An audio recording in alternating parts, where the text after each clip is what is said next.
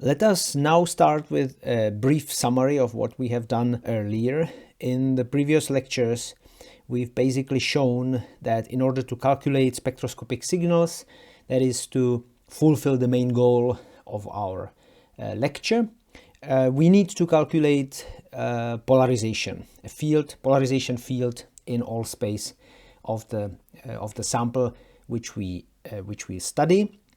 And for that, we have also shown we basically require just the calculation of the state of the molecule, namely its reduced density operator or reduced statistical operator, in other words, the so-called density matrix.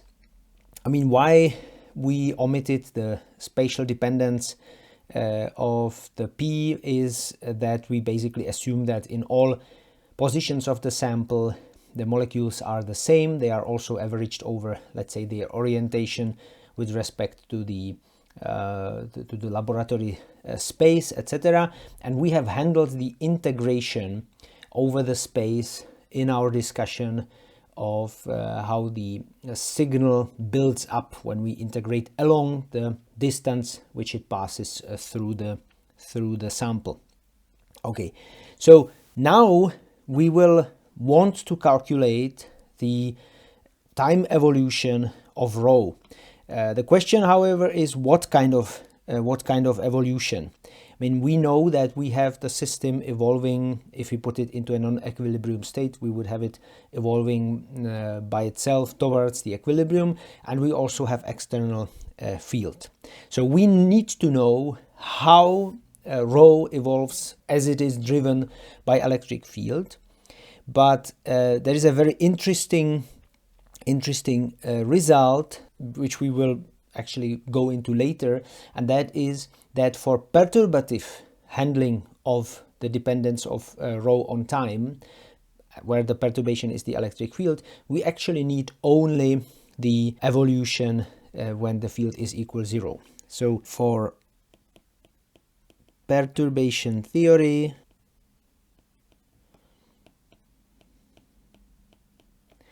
we need only d divided by r. Basically, we need this equation, which is independent of E. In other words, there will be some sort of an operator here, or we'll show that it's going to be a super operator, and the field, the state of the system on the right hand side. So we will be looking for a standard equation of motion, and it will be independent of electric field. So our question is how rho t evolves when Et is equal 0. That's our question, and we will see in fact that the dependence on E will be handled by specifying special initial conditions, and that is here with different initial conditions, and that, you know, these initial conditions will simulate the dependence of rho on electric field.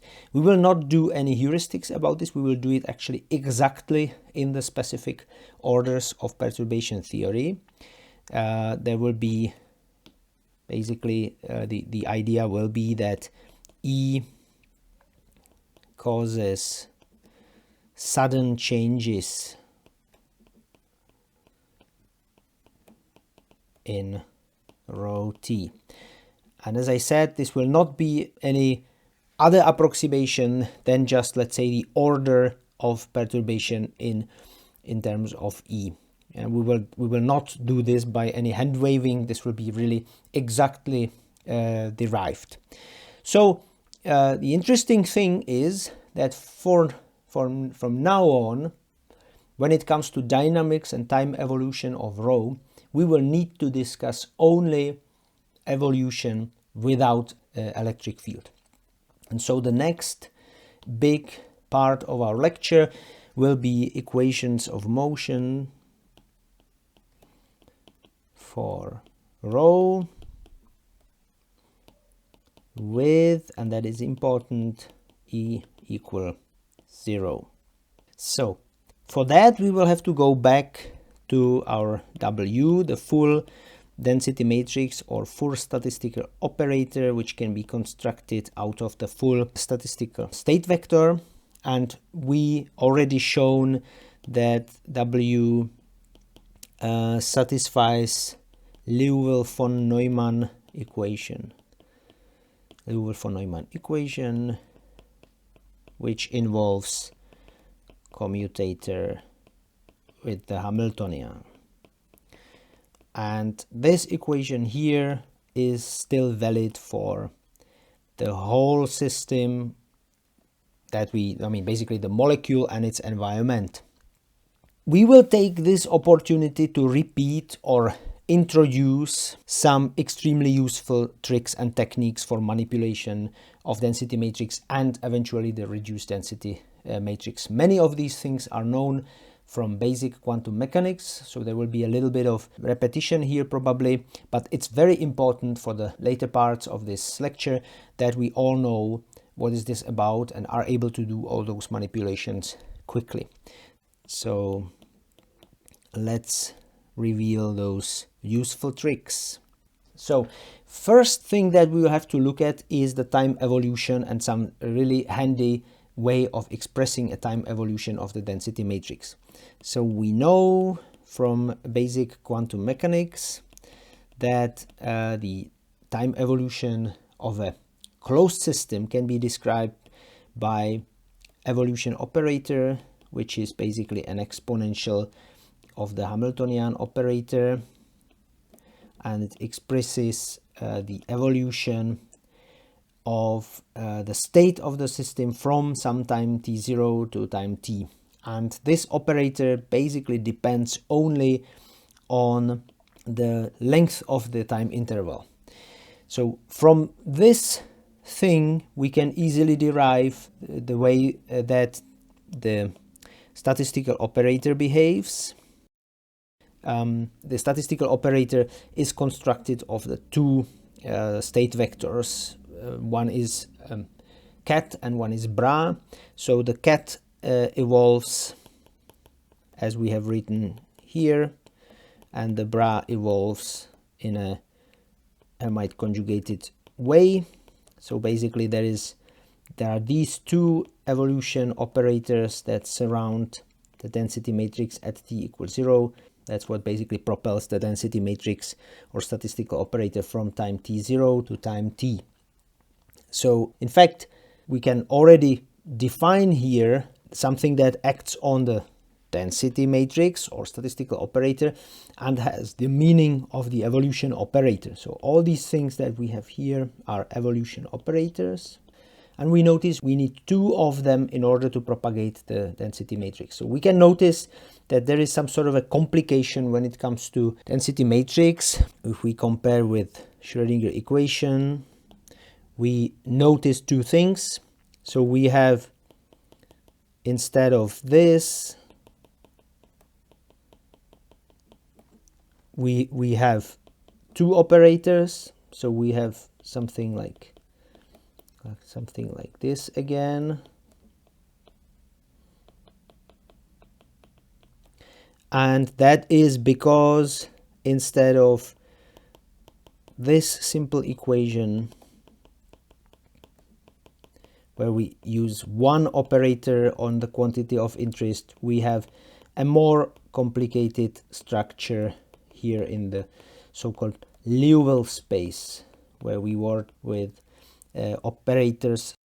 There's this structure, but we can in principle simplify, at least formally, what we see on the right hand side of these arrows in some somewhat more concise way. For instance, if we think about commutator, the commutator itself already sounds like it's an operation or an operator on operators. We will call the operators on operators super operators, just to really distinguish them from proper operators which act on vectors in Hilbert space. So we introduce super operators as quantities which operate, they are basically operators on operators. We introduce superoperators, and we can introduce actually formally two superoperators that we already see. One of them is the so-called Liouvillian, which we define as, let's put it like this, an action of the Liouvillian or on an arbitrary operator A will be like action of a commutator with Hamiltonian on A. So that is Liouvillian, and then we can, using this concept, so this is Liouvillian, and using this concept we can write Liouville von Neumann equation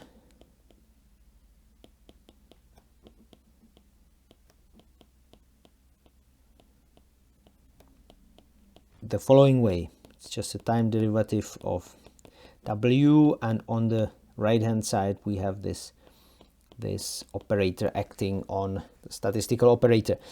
That means we have a structure that looks exactly like Schrödinger equation, and it has a solution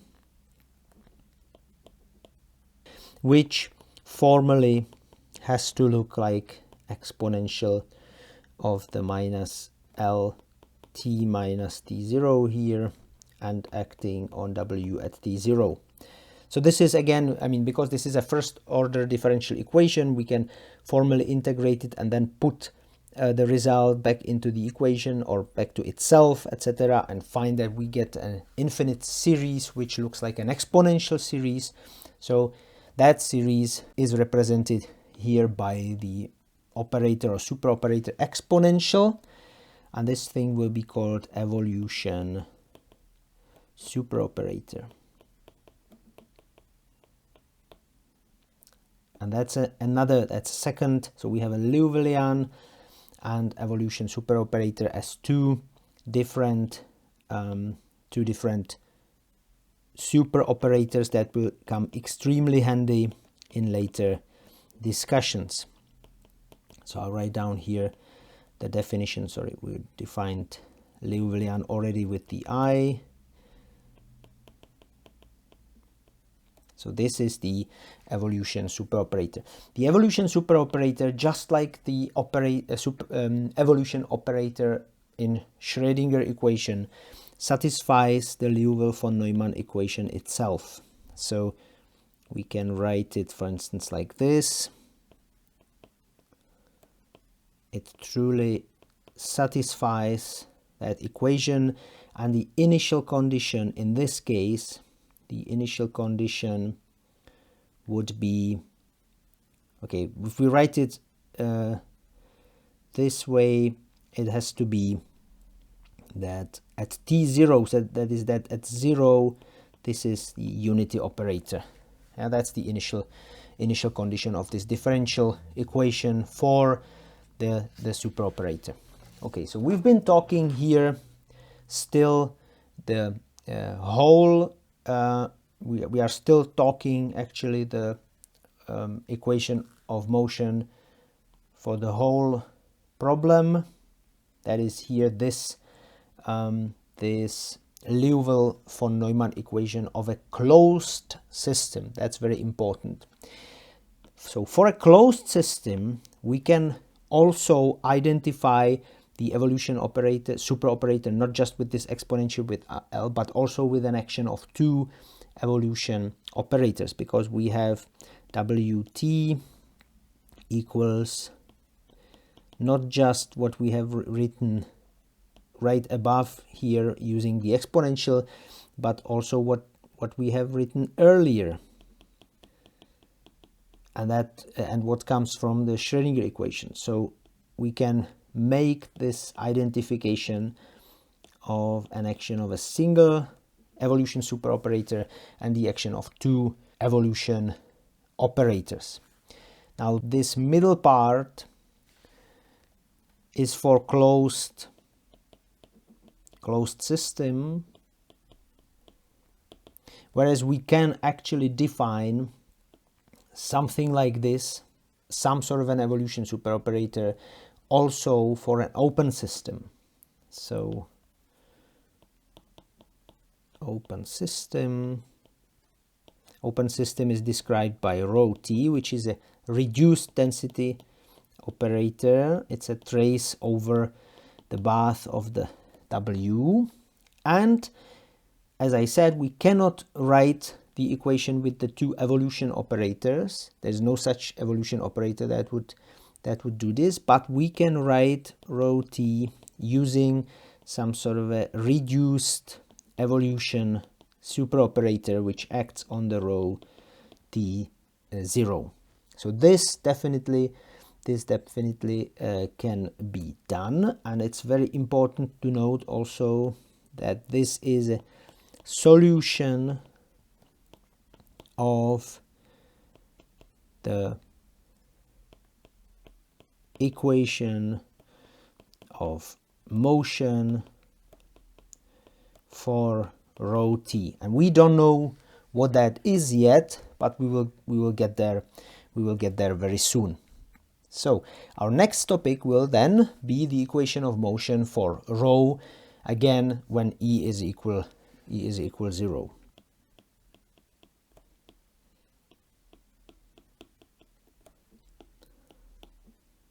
So the reduced density matrix, I mean, you notice that I'm using density matrix and statistical operator as an equivalent, as it is usual to use it that way, but strictly speaking, the abstract representation is a statistical operator, whereas the representation in certain basis, the matrix of elements of that representation, is the density matrix. So in order to speak meaningfully about the evolution of the reduced density matrix, we have to specify what we reduce over, and we specify that in terms of the Hamiltonian. Hamiltonian will be split now into the Hamiltonian of the relevant degrees of freedom, which we will call system, the environment of that thing, which we will call bath, and of course system bath interaction. Now we can easily see that we can write Liouville von Neumann equation with 3 terms on the right hand side, each of them representing a action of one of these Hamiltonian operators. So we'll write it like this, and we already see that it's quite lengthy to write all this out, and that we could basically save a lot of ink by writing it using the superoperator technique. That superoperator technique, that's the first trick that we are looking at here. It's a purely formal trick, something that simplifies writing out the equations. In fact, it simplifies also finding their solution. This is the starting equation. And one very meaningful, one of the lesser tricks is also to use a good notation. So for instance, we see here that I'm using the letters S, B, and SB as indices of the Liouville operators or Liouville superoperators. So this is the notation. We will use this notation actually also meaningfully for evolution operators, which will come handy in the next trick. So we will use here evolution superoperators. I mean, I'm setting T0 always to 0, which can be done, but we will use the same subscripts to distinguish different evolution superoperators, or for that matter even operators if it's needed. So these are the variants of the superoperators that we might use. And before we really jump into an extremely important trick, namely into the so-called interaction picture, we also have to handle and discuss the evolution back in time. So it was, when it comes to operators, it was very simple. We had ut, and if we wanted to reverse time, we would just go to u minus t, that's normal, but that would be equivalent to a dagger over the operator. However, nothing like that can be done in these, or at least simply done in the superoperators, because the Liouvillian as a matrix is not a Hermitian matrix. The hermiticity of the Hamiltonian that is inside the Liouvillian actually plays out a little bit differently in the matrices. So we cannot introduce meaningfully the dagger, and therefore we'll just handle in superoperators the same situation, really just with reverting the time. No daggers, and no daggers this time. Okay, so now the all-important trick that we'll be using over and over in all the lecture, and that's the interaction picture. You know probably from quantum mechanics the interaction picture with Schrödinger equation, so you know how to express operators in interaction picture and how to express state vector in interaction picture. Now we will also have to be able to express superoperators in interaction picture. So let's go into interaction picture and let's discuss everything in interaction picture using also the superoperator picture. So we have an equation of motion here, which we want to turn into interaction picture. We'll see that this is very important for demonstration processes. We'll normally do it.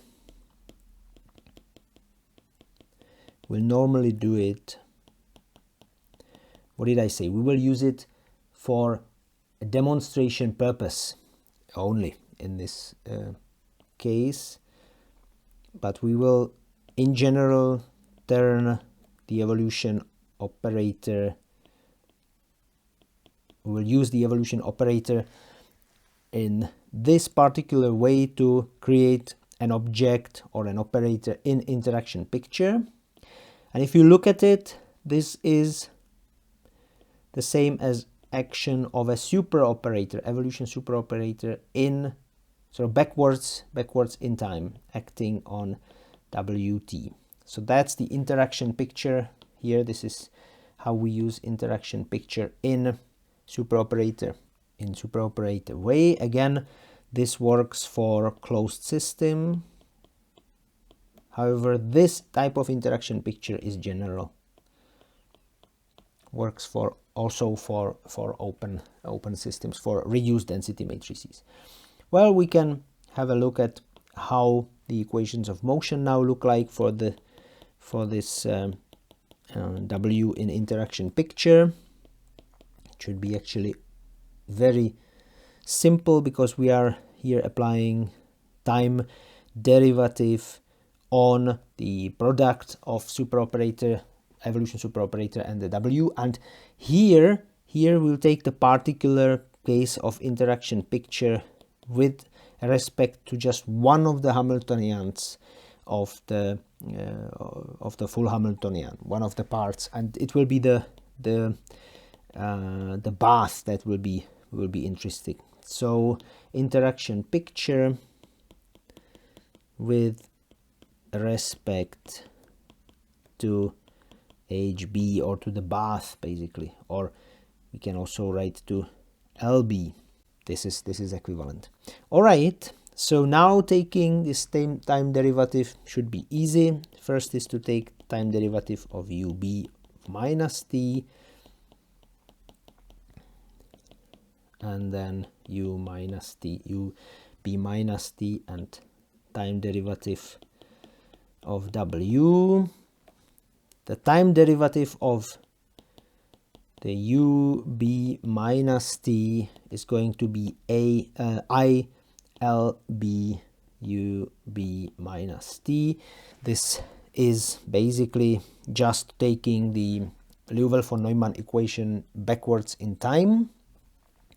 And we know then from these that the first term will be ILB UB minus T VT, which together gives WIT minus UB minus T, and now ILS WT, and other terms will be minus IUB minus T LB VT. So here we will have to look at commuting these two things again, and minus UB minus T LSB WT. So this was just very simple. And now we have to look at the details. For instance, UB LB has to be LB UB minus T, because it's a exponential of the UB is an exponential of LB. So UB minus T is an exponential of LB. No other superoperator or matrix or whatever it is involved in UB, and therefore they can be commuted. Now when you look at UB minus T and LS, these also can be exchanged, but for completely different reasons. They come from different Hilbert spaces or Liouville spaces. The operators inside exist on some Hilbert space, but the corresponding space of operators that act on that Hilbert space is called Liouville space.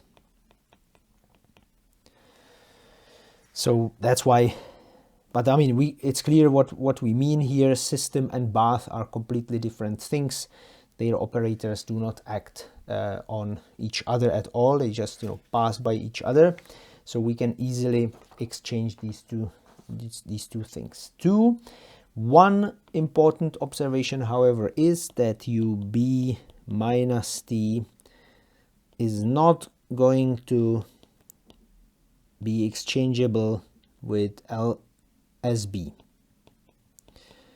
That's because when it comes to the Hilbert space of the bath, the Liouvillian, or for that matter Hamiltonian, of the interaction between system and bath is a general operator on the bath degrees of freedom, and therefore we cannot have anything like that. No general rule for commuting these things. However, we can extend here and use the unity. We can write it the following way: LSB UB T here, and minus T, because this part here will create a unity operator on the Hilbert space of the bath, and that will come very handy and will be also actually completely in line with how we know the interaction picture for the Schrödinger equation. So if we rewrite everything now again,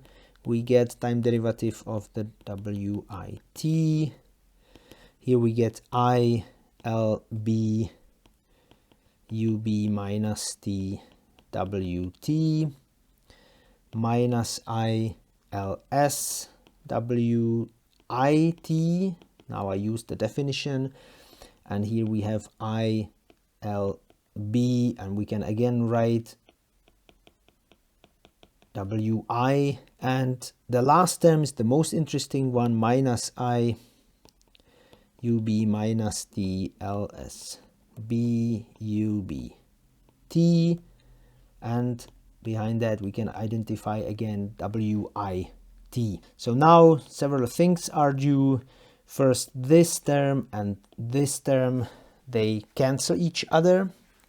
In this term here, we can define the Liouville superoperator of the interaction between system and bath in interaction picture. It will become now time dependent. So this is interaction picture of interaction Hamiltonian or Liouvillian. Okay, so altogether we have a simplified equation and everything works exactly like the standard Schrödinger or interaction picture in Schrödinger equation would look like. So quantities, so we choose one Hamiltonian to remove, that was the bath Hamiltonian here, and all other quantities will become time dependent. They will turn into interaction picture, except of course those that commute with the Hamiltonian that we have chosen to remove. So, and this thing will come extremely handy later. We have done this not only in order to demonstrate how interaction picture works, we have also actually already done something useful, and that useful thing will be is the removal of the bath, which actually we can carry even further. We will make one very important observation, namely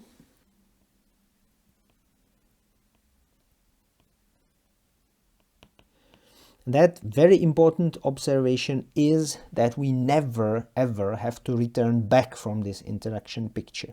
Because look, if I take the trace over the bath, over this W in interaction picture, there will be a little bit of calculating. So that means we are still in a closed system, so I can enter here the evolution operators of the bath. Now I can also write out the W in terms of its elements with respect to the basis of the states, or basic of some eigenstates of the system S. By this I basically write out the W in terms of operators that are purely bath operators, because let's have a look. I mean, an M will sum over states. Okay, so here we include one, that's the sum over N, that's the unity operator in the on S. Here we will have the density matrix.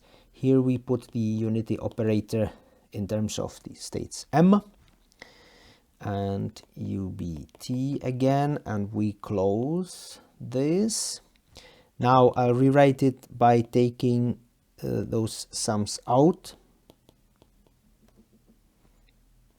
And here I have U, B, dagger T, and here is only this element W, T, M. That's an operator, or let's say bath operator. This is a bath operator only. There are no electronic degrees of freedom in it anymore, because we are taking an element of this. And here we would like to close the trace, but before that we have to put in this UB, not forget that these are operators. All right, and here an M. Now this is a trace of three operators, which are all on the same Hilbert space. So they are operators A, B, C, for instance.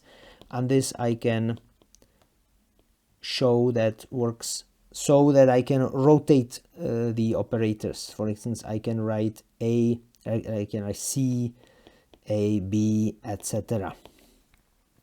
So using this fact, I can write it as trace over, and now it would be UB would be standing next to UB dagger, and that is 1.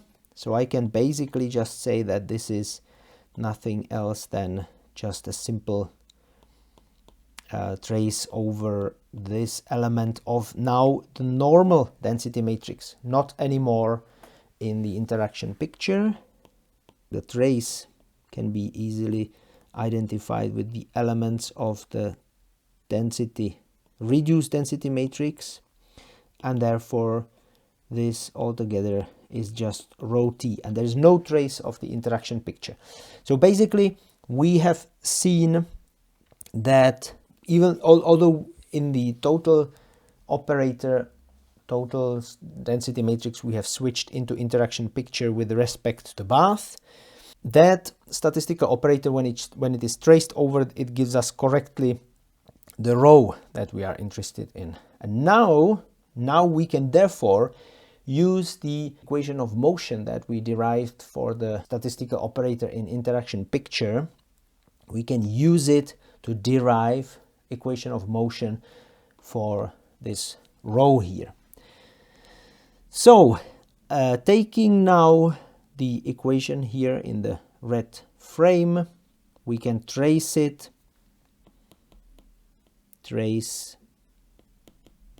like this equation for WIT, and we get,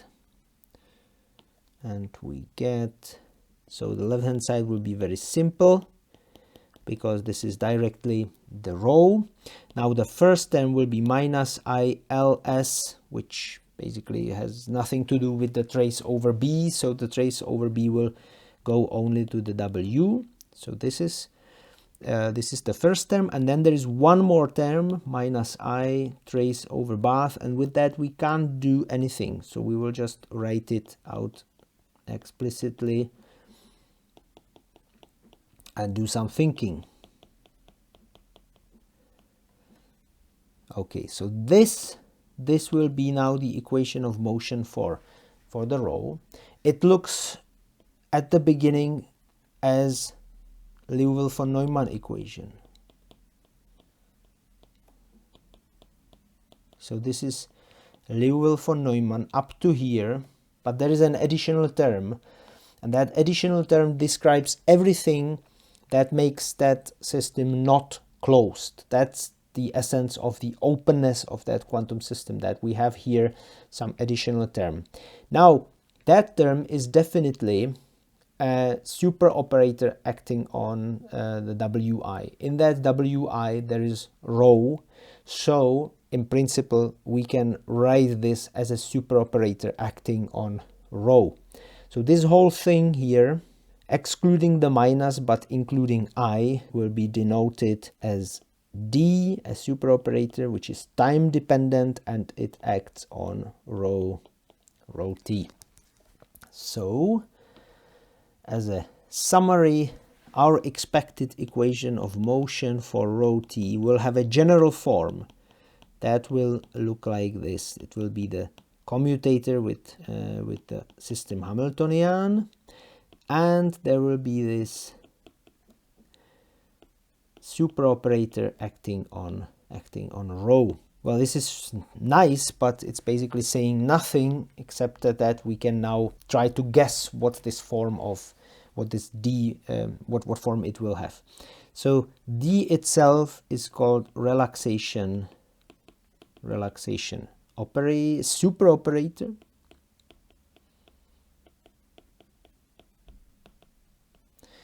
And it describes effects like, or processes like energy dissipation,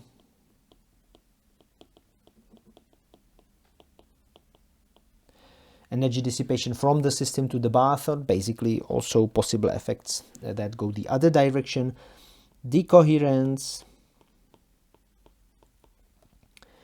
and in fact also a related but not the same effect of dephasing. And from now on, actually, we will, we always have two options. We can try to derive D, but that's for a whole another lecture, for a complete lecture, and we will still be getting only some approximative results. Or we can postulate D in a form that expresses some very important physics that we see in the experiments, and we will of course go the later direction. So we will postulate some useful form of a useful practical form of dt. So the processes that are described by the relaxation superoperator are actually quite rich and complicated, and we will have to distill them into those few that are clearly seen in spectroscopic experiments. We are really stepping here into the area of open quantum systems, and this is an area which is difficult because some of the assumptions that we usually have about quantum mechanics do not work here well. For instance, the assumption that it doesn't matter in which basis you represent things and so on, they are simply not true. The problem is not that quantum mechanics would somehow cease to be independent of the basis at which we work, but the problem is that some of the bases are more useful than others. In some of those bases, some approximations work and some not, etc. So we would have to stick to a particular basis of states that will be the most useful and most suitable for all the spectroscopy related theory, and what we write here works or is valid or only in this particular representation. So we will be working in eigenstates or eigenstate basis of the Hamiltonian HS. Well, that said, one also has to be careful here. This is about the states of the system which are usually normally somehow renormalized by the interaction with the bath, because these states that we want to work here with, those are the states visible in spectroscopic experiments. That is, those are the states which you see as, let's say, absorption maxima in your spectroscopic experiments. And these, however, they are already renormalized with by the interaction with the environment. So these eigenstates are visible in spectroscopy. Visible again is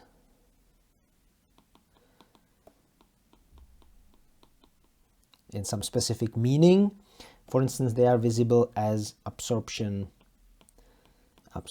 maxima. And these states are stable. That's a very important thing. They are not changing or not essentially changing during the experiment. So these are stable states. And that means that they can be populated.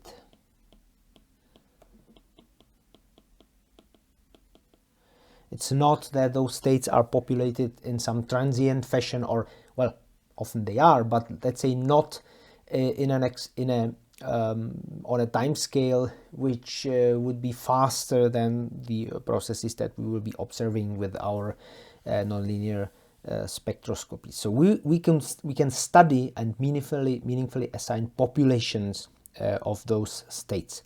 So the first process that we will have to describe in our phenomenological theory of that relaxation process will be process of population transfer, of transfer of population from one state to another. So these processes are extremely important, and if we look at everything that is also at the density matrix or statistical operator of our system, from the point of view of those stable states, we can assign, we will have a quantity which is changing slowly in time or somehow reasonably in time so that we can observe it, which is defined by the diagonal elements of that density matrix, and they are populations of state n.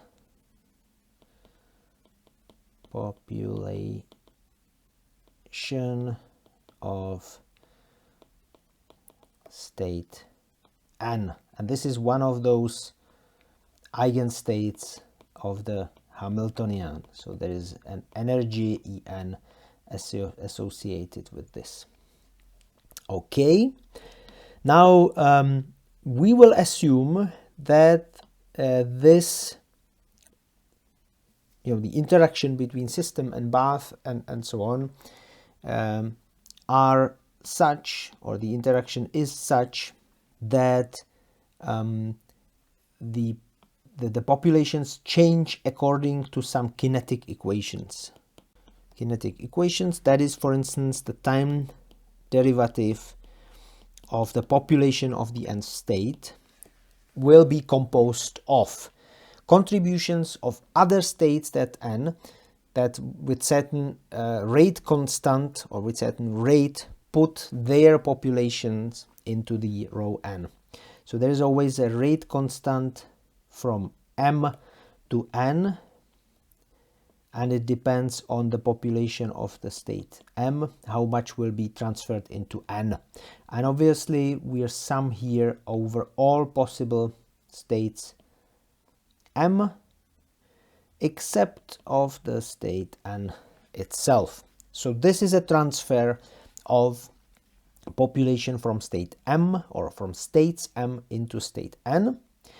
And because this process occurs also, let's say, out of n, we have to add here a term in which, let's say, the population or the rates from n to m will depopulate the state row and n. So if we had just one, it would look like this. There would be a rate from n to m, which of course acts or transfers something only if there's a population in row n. And this again has to be summed over all m that are not equal n. And this time the summary, the summation actually acts only on the rates. Now, this relation between the population and depopulation rates, so basically the relations between the rates that appear here in the population part and depopulation part, they serve to conserve the population. So,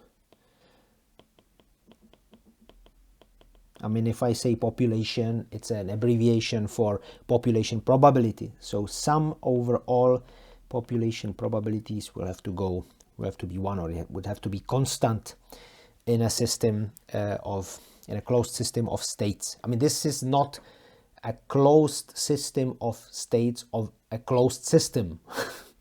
It's really only that we count all the states from which and to which we can transfer energy or transfer population, and that sum has to be 1. So this is one very important process of population transfer.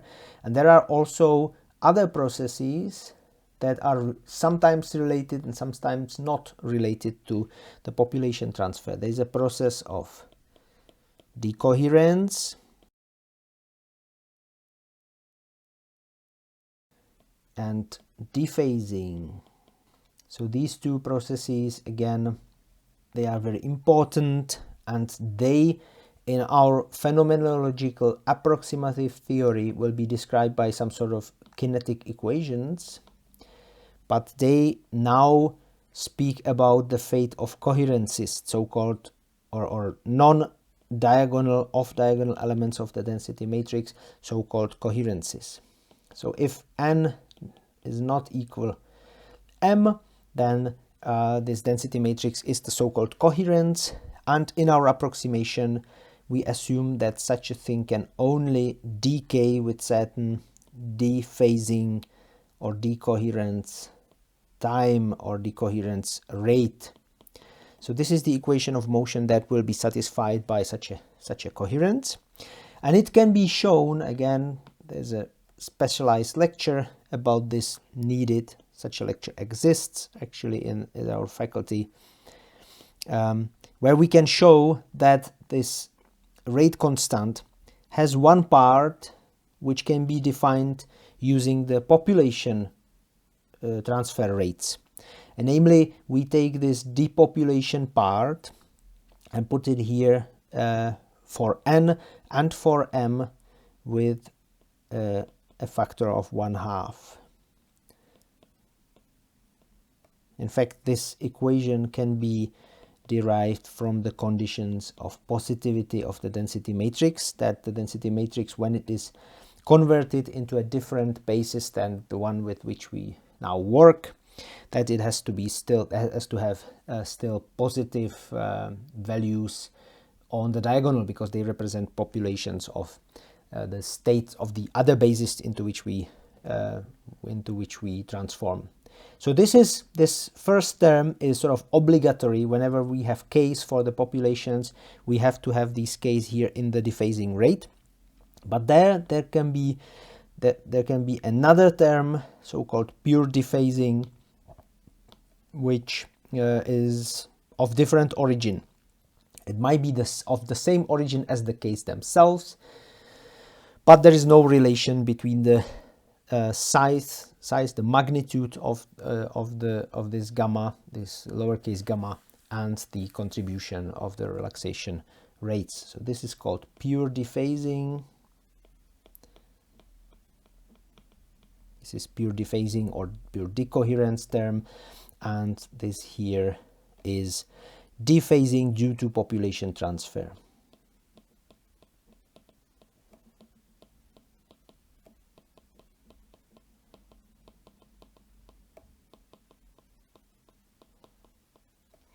Yeah, and interestingly, we will not want to do anything more than this in our phenomenological theory. So these will be the only terms we will require to exist in our phenomenological theory of relaxation operator. But now we have to really sort of turn the K's here and gammas into elements of the relaxation superoperator. Okay, so the question is now, how does the d rho term look like? So how does the equation of motion looks like? I mean, the term that we are interested in is just this one. So how is this going to look like? So we will be, of course, looking just at one element. So when D acts on rho, we are getting back an operator, which is on the right-hand side of the equation of motion. So we are asking how actually an element of this kind will look like.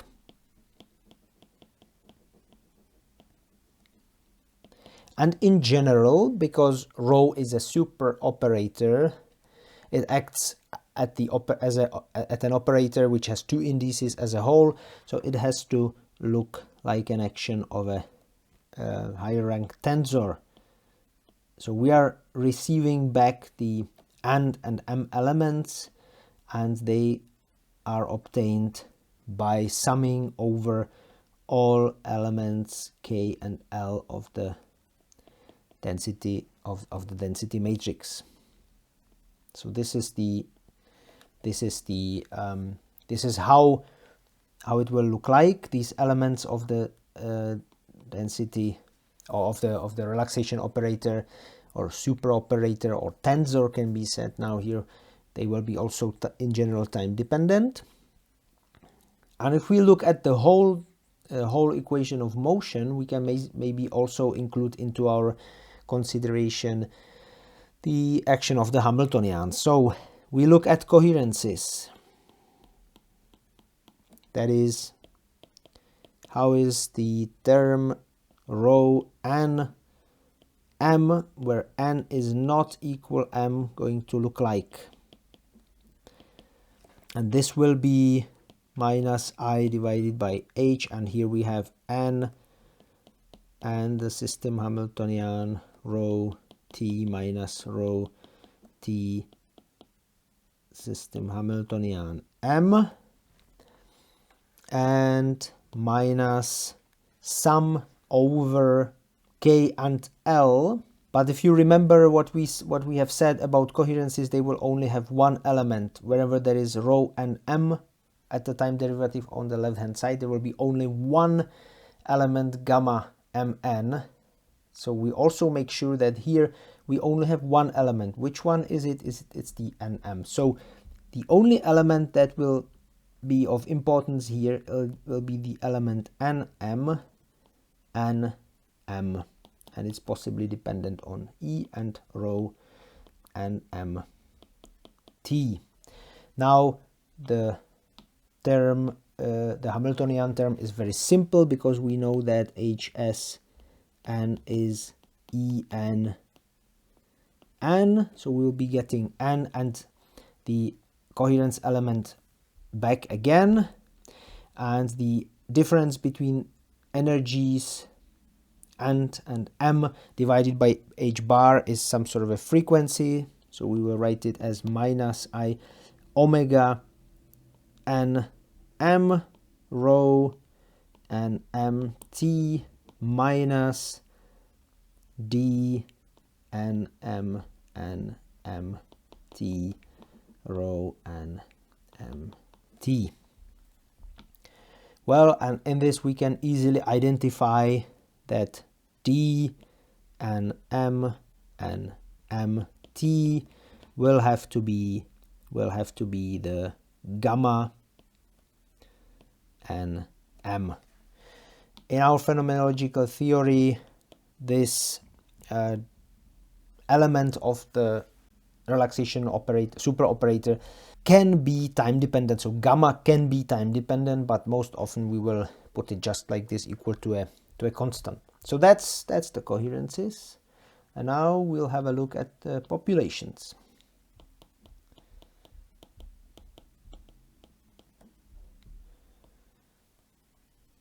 So populations should be a little bit more complicated, but because we are looking at d divided by dt rho and n, we can directly see that there will be no element coming from the Liouvillian or from the Hamiltonian contribution, because the frequency will have both indices the same, and that's why it's by definition equal to 0. So we only have the term which equals to minus and now sum over KL, and here we have D N N KL T rho KL T.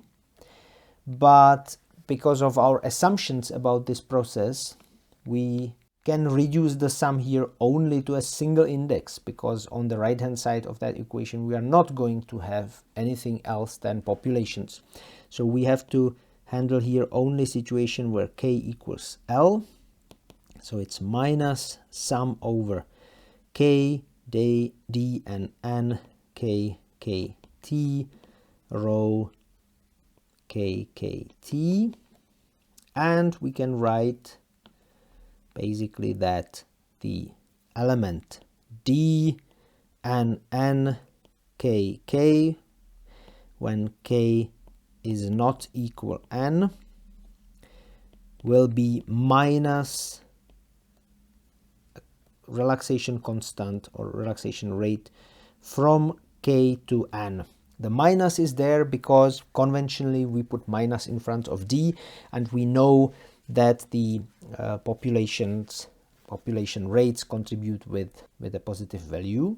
So this is one element that we have identified, and we can also write another element d and n and n, because this should correspond to the depopulation, and this is now not with minus because minus is already there. There will be a sum over k not equal n, k away from n, so that's k n here. And this is, well, this is clear how it's defined. So this is the other element that of the relaxation operator, superoperator that we identified as non-zero. And again, these are possibly time dependent as well as the constants can be time dependent, but we will most often discuss only the simplest case of a complete lack of time dependence. Now, it is important to bear in mind that we assume all other elements of the relaxation superoperator to be equal 0.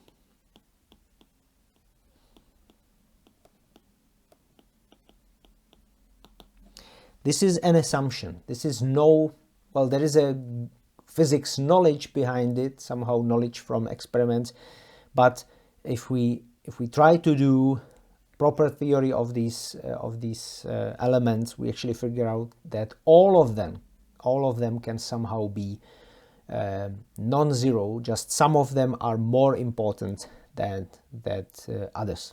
So everything else is equal to 0, and the approximation that we do here, which sets all the other elements to 0, is the so-called secular approximation.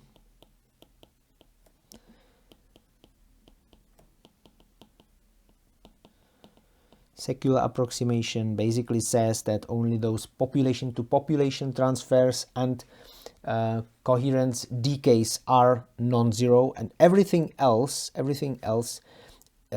all other terms in those equations are called non-secular terms. Non-secular terms. It's actually very simple to make our equations non-secular. I mean, if we just took the whole construct, the equation like we have it now, and switched it into a different basis, which we are in principle allowed to do, and because we have I didn't prove it, but we have constructed a tensor on the right hand side. So a tensor is going to transform to a different basis, and all the physics will remain the same, but the density matrix elements will fulfill like very dense set of equations of motion, and certainly the elements of the relaxation operator, relaxation superoperator, will not look in the other basis simple the way they look in the basis that we have chosen. And many of these terms will look, for instance, like some sort of coherence elements connected by rates with population elements, etc. It will have a lot of non-secular terms, but we intentionally choose bases in which secular approximation works meaningfully well, so that we can, without a mess of many of different terms, discuss the processes that we see in the experiments. So non-secular dynamics is very important topic, but we will completely skip it in our discussion of nonlinear spectroscopy. In most experiments, these things are actually not seen, although they are now subject to active discussion. Now, there is another very important thing that I have to mention, a thing that actually really affects understanding of nonlinear spectroscopy, and that is the fact that we have written D as if it was some, although time dependent, but still an operator that is independent of the initial condition of the density matrix. So if we want to start the dynamics and sort of evolve the dynamics from some time t0, it will depend, the dynamics usually depends on rho t0. That's all fine. Even in Schrödinger equation, the dynamics obviously depends on the initial state. But the equation itself, the only part of it being actually the Hamiltonian does not depend on the initial condition. But this is very different thing in open quantum systems. So this thing initially can depend, or it can depend on initial conditions, and I will quickly demonstrate how is that possible. So this depends on initial conditions.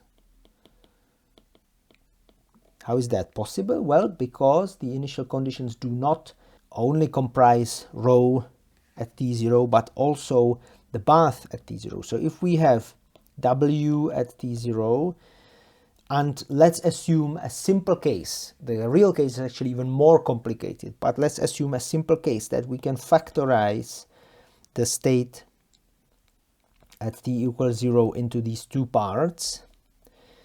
And now because the initial condition for the whole thing is w involving also this thing, d must depend on not only on time alone, but also on the whole initial condition of the bath, which can always be different for the same rho t0.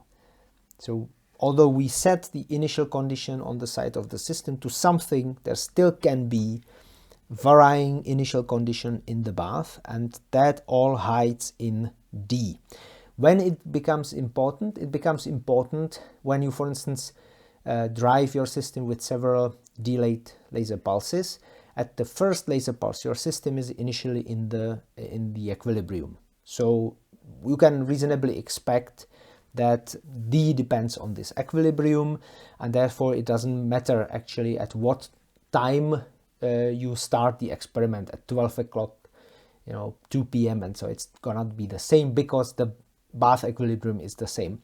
But whether you send a second pulse 10 femtoseconds or 200 femtoseconds after the initial excitation will matter, because the bath will have some sort of evolution. And even if you would put the state such that it would be the same at 10 femtoseconds and 200 femtoseconds, I don't know, you could expect that the equation of motion for the rho will be depending on that time.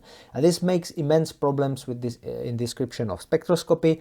Luckily, again, some of these effects are not as important as they might sound now, and we would be able to skip over them. So in all the discussion that we will do in this lecture, we will actually never, up to a certain point where I will discuss this in detail, we will never consider the fact that the initial condition of the bath might somehow influence the equations of motion for the reduced density matrix itself. Another thing is, of course, we will most often use the D time independent. This is an effect which will basically usually be seen in the line shape. So line shapes are immensely important in spectroscopy, and they depend strongly on the time dependence of all these relaxation and especially dephasing processes. And it will therefore, when we say, for instance, that our D will be constant in time, we are fixing ourselves to some very simple line shape, which is very rarely seen in the experiment. But as I said, our initial task is to see how these spectroscopic methods of nonlinear spectroscopy, how they work.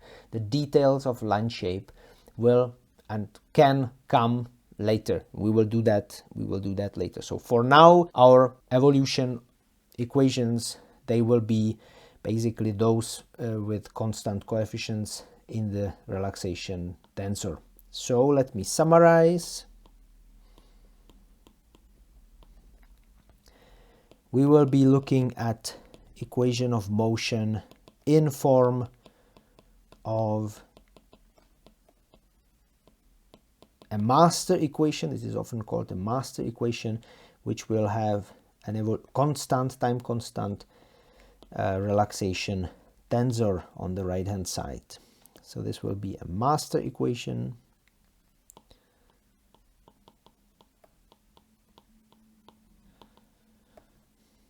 Master equation that can be solved in general by finding some evolution superoperator. And again, in this form, time constant, etc., we could assume that the that this reduced evolution superoperator depends only on the length of the propagation. So this is reduced evolution superoperator, and if we are aware of the approximations that we are using here, so we can say that for now it depends only on t minus t0. We've said that this is not in general true, but let's work for now with this. Okay, one last thing I want to do now is to have a look at the evolution superoperator elements in secular approximation.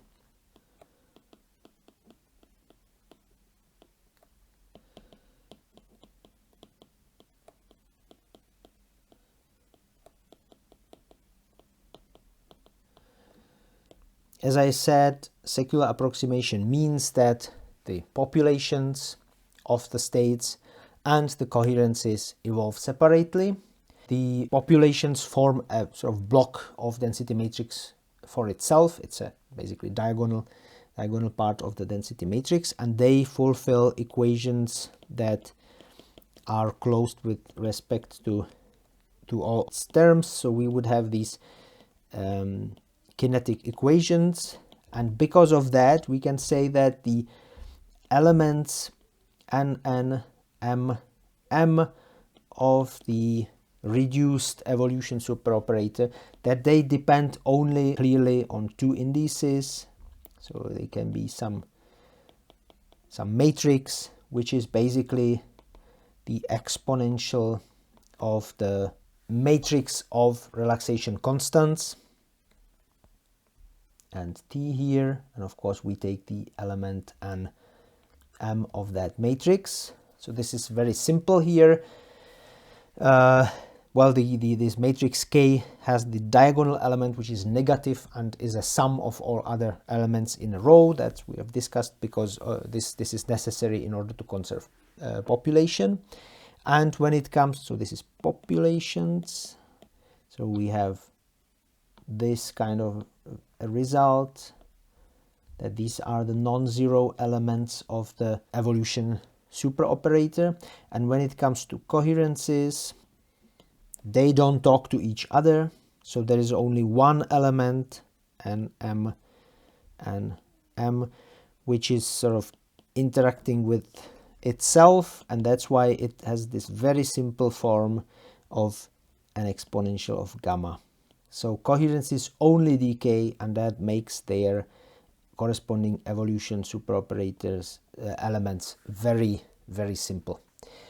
So with this, now having basically the ability to write in certain basis, namely in the basis of eigenstates, the evolution superoperators for the reduced density matrix in this closed form, everything opens for us now to apply this knowledge in perturbation theory. So in the next sections, we will next videos, we will first only look at the formal part of it. How do we actually write out all those response functions of the perturbation theory in terms of evolution superoperators and couple of other superoperators? And only then, because it will be very useful, we will go back and try to look at everything again in the basis of individual states and construct some response functions to the individual processes that occur during interaction between the light and the system. And there we will be using these elements of the evolution superoperator, and they will turn into contributions to line shapes, to the contributions of spectroscopic signals of energy relaxation processes, etc., etc. We still have a little bit of time to say something and summarize before we jump into perturbation theory with respect to the external electric field. We'll try to connect what we said now with some simple diagrams of physical processes that occur in molecules during our spectroscopic experiments. So we can assume quite generally that our system has one ground state, one, let's say, electronic ground state, and possibly several excited states that we will number somehow or describe by some letters. And this is all an energy diagram. So here runs the energy, and the processes that we induce by first exciting the system. So we excite the system somehow into, I mean, I draw just one state, but we'll often populate several levels at the same time. These processes, they are induced by the external electric field, and the transition is described by the transition dipole moment operator. Now, once we put everything into the excited state, there are processes of evolution of populations. So that when this state here is populated, it's going to depopulate into the lower lying states. In principle, there are also processes, depending on what the temperature is, processes of exciting some states. If we excite several states at the same time, we will also have coherences that will evolve, will oscillate, and probably decay. With the absorption process, there is also a very important process of optical coherence associated. So there's also some oscillations between ground and excited states, not oscillation of population. This is actually, there is a off-diagonal element of density matrix associated with this. So all these processes we will have here. The processes in which we see oscillations, they are related to the action of the Hamiltonian or Liouvillian for that matter. The relaxation processes, that all are due to our relaxation superoperator. And when it comes to the action of the external light, in order to have everything on the same par, so to say, we will also introduce a superoperator derived from the commutator of the transition dipole moment. So our general equation of motion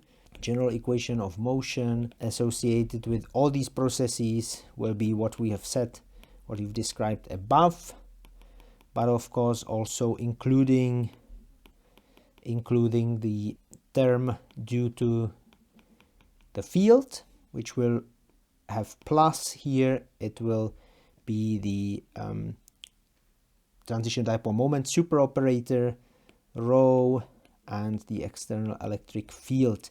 And now the definition of this operator when it acts, superoperator when it acts on an arbitrary operator, is again 1 over h bar and commutator with the transition dipole moment.